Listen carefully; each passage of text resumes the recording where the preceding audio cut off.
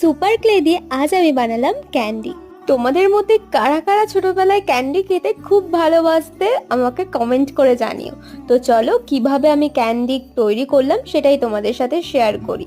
তো সবার প্রথমে আমি ক্লেগুলোকে নিয়ে গোল করে লম্বা করে নিয়েছিলাম, দেন তারপর গোল গোল করে ঘোরাতে লাগলাম।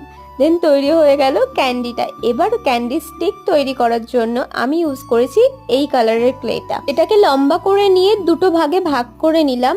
তারপর ক্যান্ডির ঠিক নিচে আমি এই স্টিকটা লাগিয়ে দিলাম। আর এটা বানানো যে এতটা ইজি হবে আমি ভাবতেও পারিনি। স্টিকটা লাগানোর পর আমার একটু বেশি বড় মনে হচ্ছিল, তাই আমি এটাকে কেটে একটু ছোট করে দিলাম। তারপর আমি দুটো কিউট বো বানিয়েছিলাম, যেটা আমি দুটো ক্যান্ডির ওপরে লাগিয়ে দিলাম। আর একটু ফাঁকা ফাঁকা লাগছিল বলে ছোট ছোট হোয়াইট কালারের বল করে আমি ক্যান্ডির ওপরে লাগিয়ে দিয়েছি। তো এই যে আমার ক্যান্ডি রেডি। তো কেমন হয়েছে অবশ্যই কমেন্ট করে জানিও। বাই।